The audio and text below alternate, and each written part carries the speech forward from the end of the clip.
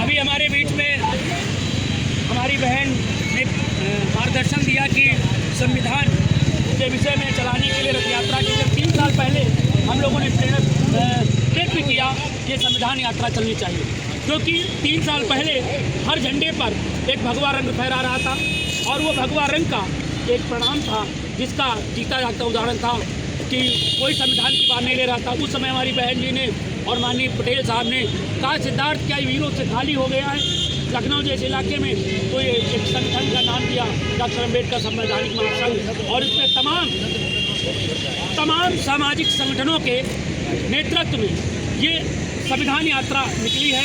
हमारे बीच में नबी साहब जी, हमारे स्तंभ साहब जी और हमारे पुलिस साहब जी, प्रताप त्यागी जी, पंडित प्रदीप पासी जी और सीए साहब जी और हमारे तमाम साथी अब्दुल रहमान साहब जी, और इसी कड़ी में हमारे बीच में भाई नबी अहमद साहब जो नेता हैं किसानों के। और मैं चाहता हूँ ये संविधान यात्रा गांव-गांव पहुँचे, गली-गली पहुँचे और लोगों का निरंतर यत्न रहे। और 14 अप्रैल को यहीं पर एक विशाल कार्यक्रम होता है बाबा साहेब के नाम पर। अगली बार हम सब लोग आज से संकल्प लेंगे 14 अप्रैल को अपने अपने घरों में नीला झंडा बांधेंगे। 14 अप्रैल को पूरा बाबा साहब अम्बेडकर का लगे कि आप देश में क्रांति आने वाली है और ये देश संविधान से चलता है। और माननीय हमारे पीसी कुली जी कहना है कि आपका हक है, भागीदारी है, चाहे वो आपकी भागीदारी मिलनी चाहिए। ये तो विस्तार से माननीय हमारे बताएंगे नबी साहब को। आज संविधान यात्रा निकाली जा रही है जो 3 साल से निकाली जा रही थी, जो कि आज सैकड़ों में गाड़ियों के साथ संविधान यात्रा निकाली गई है विधानसभा के सामने से और अम्बेडकर पार्क तक हम लोग आए हैं। मैं सभी से यह कहूँगा कि पिछड़े अगड़े और दलित और अल्पसंख्यक बैकवर्ड सब मिल के और एक इतिहास रचा दें कि हर घर पर ये संविधान झंडा लगना चाहिए, नीला झंडा। नीले झंडे से पूरा उत्तर प्रदेश रंग जाना चाहिए। मैं अपने संगठन के माध्यम से यही कहना चाहूँगा कि मैं सब अपने संगठन को मैं आदेश दूंगा कि अपने अपने घर पे एक नीला झंडा लगना चाहिए। संविधान नहीं होगा तो देश नहीं होगा, देश नहीं होगा तो संविधान की बर्बादी तो कर ही रहे लोग, आप जान ही रहे हो, देश संविधान खत्म कर रहे हैं। मैं सभी से कहना चाहता हूँ अब की संविधान को लेके यात्रा जो निकले 14 तारीख को जो आप बता रहे हैं कार्यक्रम, उसमें हम बहुत बड़ा अपने समर्थकों के साथ आएंगे, क्योंकि मुझे बहुत कम समय में मुझे मिला वक्त, मैं आया, मुझे अभी संगठन को बता नहीं पाया, मैं अकेला चलाया। और मैं आपकी 14 तारीख को मैं कई 100 गाड़ियों के साथ मैं आपके साथ हूँ।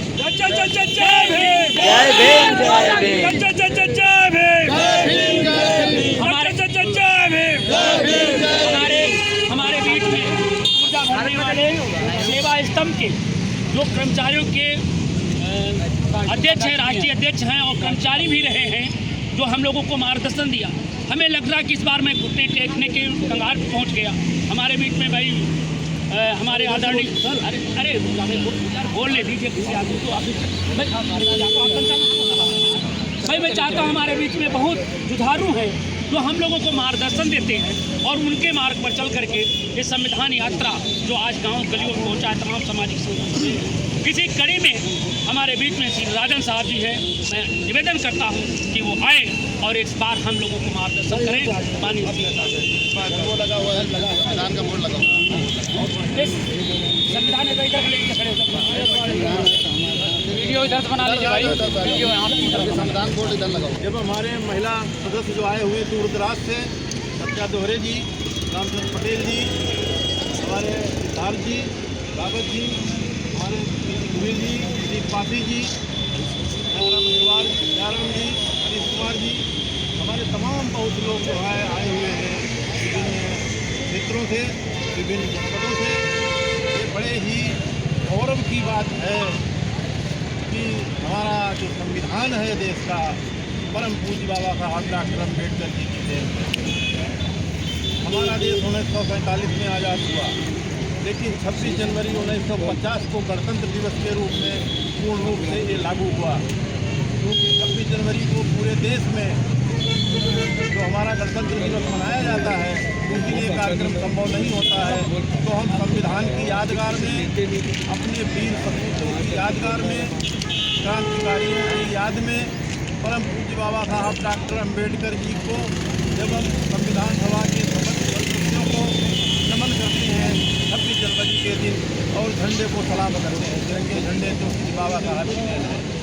बाबा साहब ने संविधान में सारी व्यवस्थाएं कर दी हैं, लेकिन अक्षरता उसका पालन नहीं हो रहा है। हमको समानता का अधिकार, स्वतंत्रता का अधिकार, शोषण के विरुद्ध अधिकार, धार्मिक स्वतंत्रता का अधिकार, शिक्षा का अधिकार, बहुत से अधिकार संविधान में दिए गए हैं। उसी संविधान की यादगार में सभी को समानता का अधिकार प्राप्त है।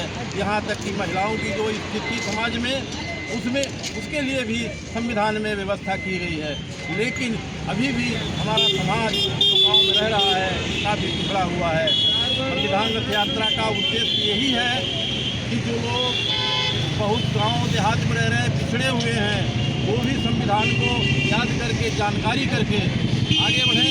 संविधान में जो व्यवस्थाएं हैं उसका अक्षरतः पालन हो तो निश्चित रूप से हमारा समाज, हमारे गरीब समाज के जो लोग रहने वाले हैं गांव देहात में, वो भी आगे बढ़ सकें, अपने बच्चों को पढ़ाएं, आगे बढ़ाएं, ताकि शिक्षा के माध्यम से ही हम आगे बढ़ सकते हैं।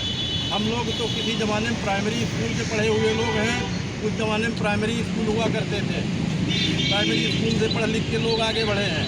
आज तो गाँव शिक्षा, शहरों में, कस्बों में प्राइमरी स्कूल तो चले गए, शहरों में भी नहीं कहीं दिख रहे। नगर पालिका के स्कूल हुआ करते थे, अब तो हर जगह पब्लिक स्कूल खुल गए हैं।